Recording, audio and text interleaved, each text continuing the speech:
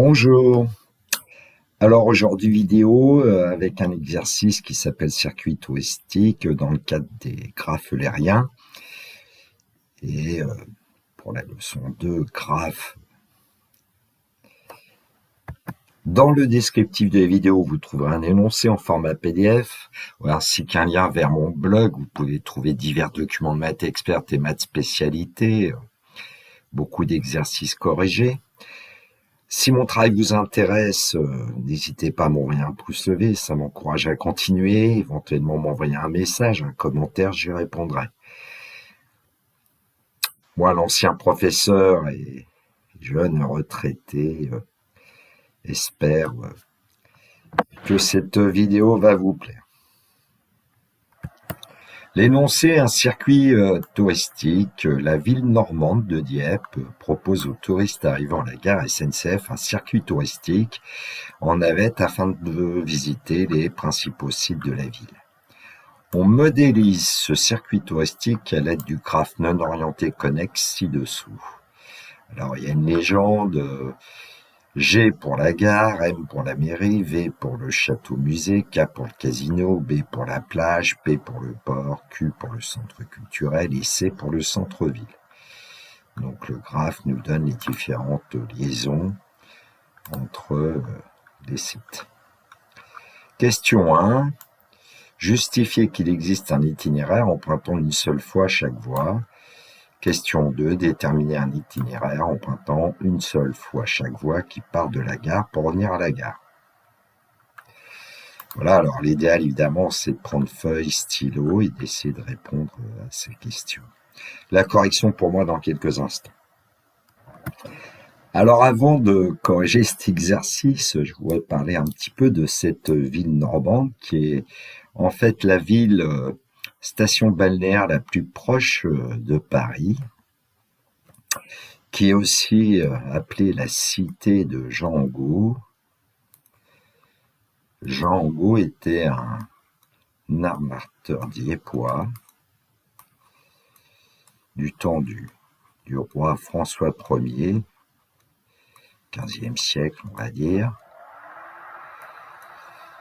Et puis c'est aussi la cité de Abraham Duquesne, un grand navigateur diepois qui a notamment établi des liaisons avec le Canada.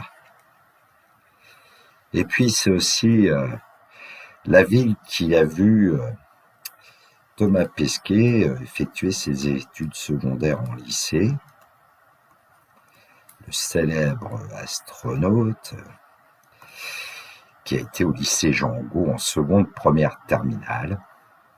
J'ai un point commun avec lui, puisque ça a été mon cas aussi, bien avant lui.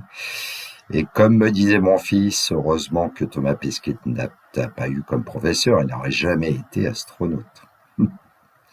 Quel blagueur, ce fiston qui est étudiant. Voilà pour la petite histoire. Question 1. Justifier qu'il existe un itinéraire empruntant une seule fois chaque voie. Donc on va aller chercher évidemment le théorème de l'air et puis on va regarder les degrés des différents sommets. Alors je prends du vert. Donc on regarde le sommet G, constitue un tableau. Le sommet G il a 4 degrés puisqu'il y a 4 sommets adjacents au sommet G. Pour M, on va en trouver 2. Pour V, on va en trouver 4. Pour K, on en trouve 4. Pour B, il y en a 4. Pour P, il y en a 4. Pour Q, il y en a 4. Et pour C, il y en a 6. Total, 4 et 2, 6, 10, 18, 22, 32. Ça permet d'ailleurs de dire qu'il y a 16 arêtes, puisque le nombre d'arêtes est la moitié de la somme des degrés de tous les sommets, et on avait trouvé 32. Oui, c'est pas toujours évident à compter les arêtes, alors qu'avec cette méthode-là, on les obtient facilement. Bon, alors, du coup, qu'est-ce qu'on va pouvoir dire? Tous les sommets ont un degré pair, et donc il y a si on sait qu'il existe un cycle eulérien dans ce graphe. Ce graphe est eulérien.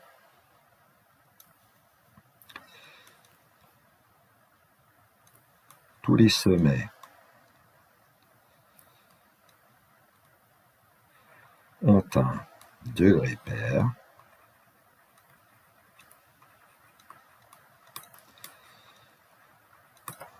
Donc le graphe est eulérien, d'après le théorème d'Euler.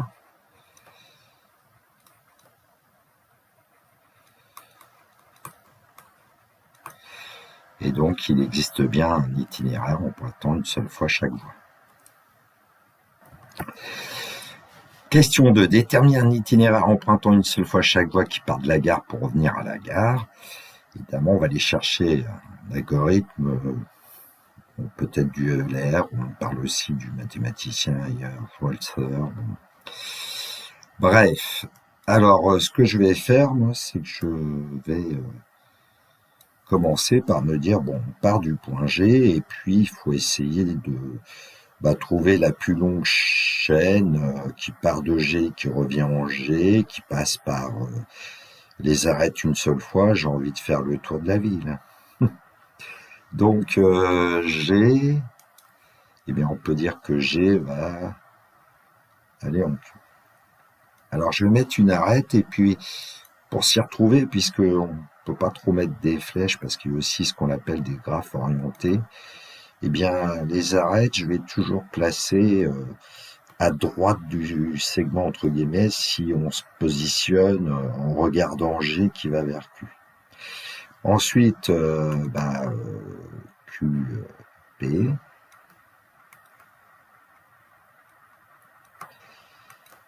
On fait le tour de la ville, PB.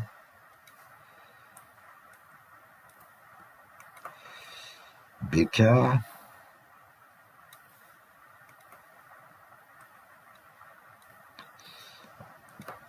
KV.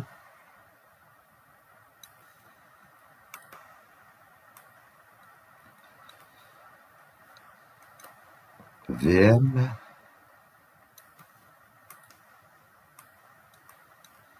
MG.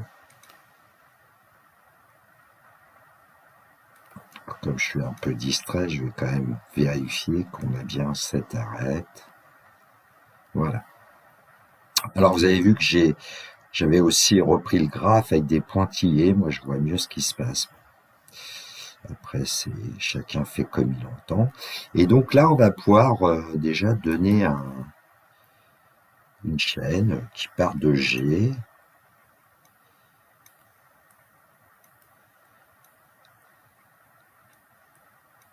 Qui va revenir en G.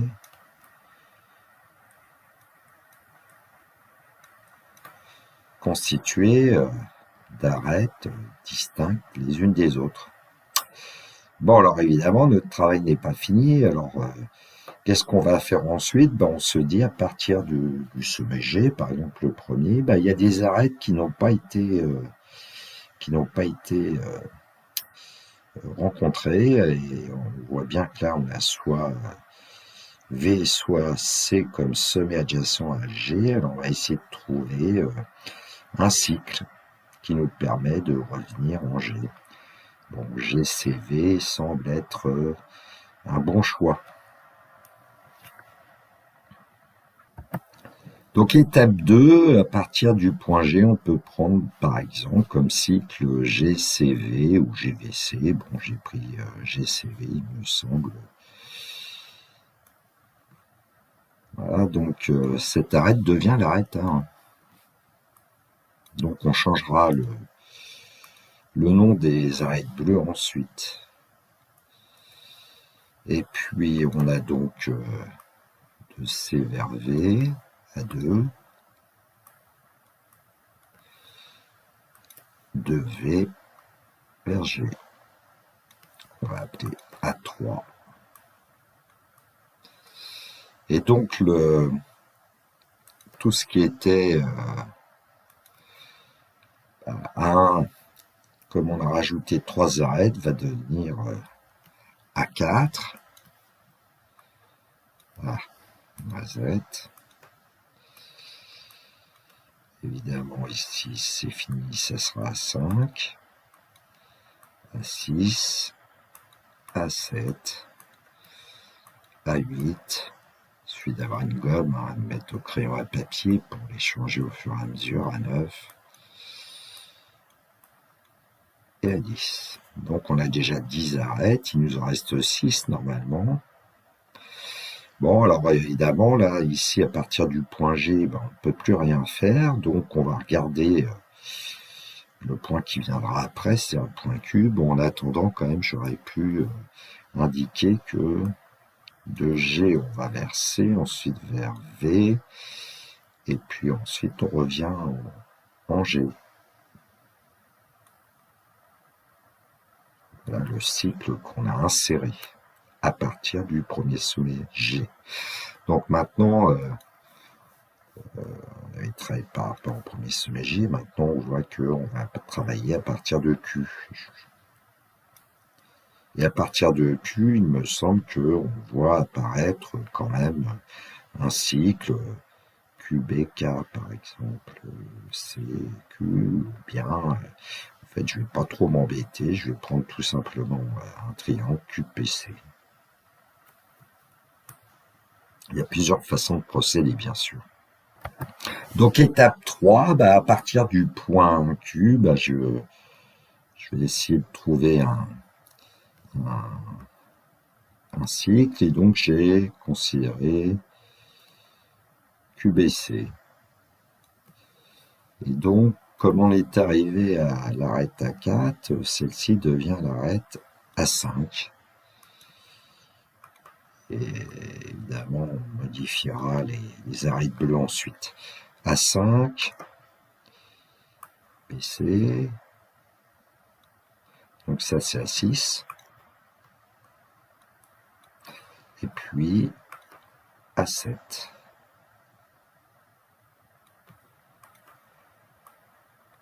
Comme on a rajouté 3 arêtes, à partir de A5, on va rajouter 3, donc A8, A9, A10, A11, A12, A13. Effectivement, il nous reste 3 arêtes. Alors, tout a été fait à partir du sommet G, du sommet Q, donc on va aller chercher le sommet P et puis voir si on peut trouver un cycle qui passe par les arêtes qui restent en pointillé. Il me semble que G cassé est un bon candidat. Bon, en attendant, j'aurais quand même pu dire qu'à partir de Q, on arrive en B, à partir de B, on arrive en C, et à partir de C, on revient en Q.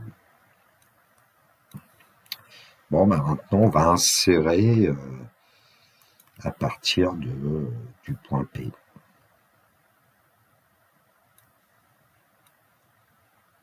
sorte de pivot à chaque fois le sommet pour lequel on va insérer un cycle. Donc l'étape 4, à partir du point P, on va se diriger vers K. Alors comme on était arrivé à l'arête A8, ici c'est A9.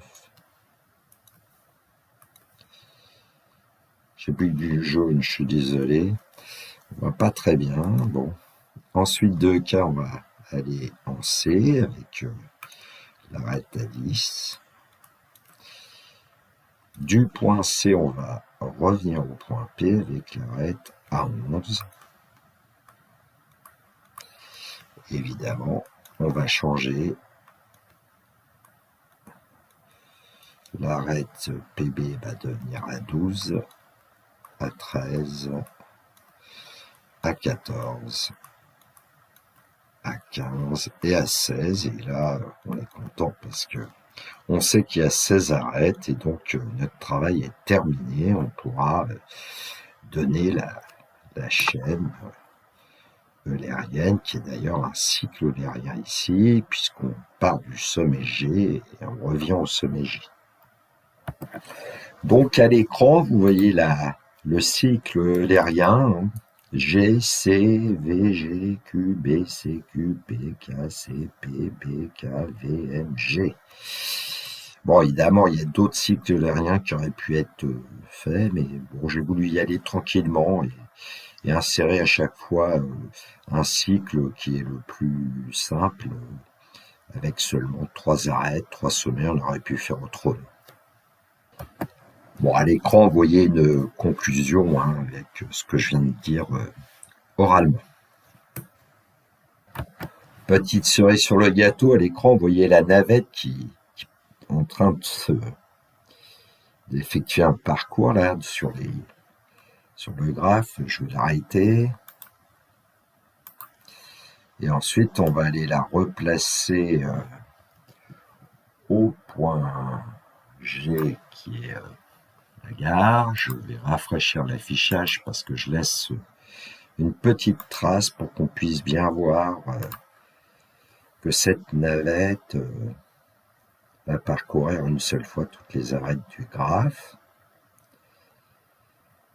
Centre culturel, beach, la plage, c'est le centre-ville, elle revient au centre culturel, elle va au port, elle se dirige vers le casino, elle revient vers le centre-ville, elle va à nouveau vers le port, la plage, le casino, le vieux château musée, la mairie,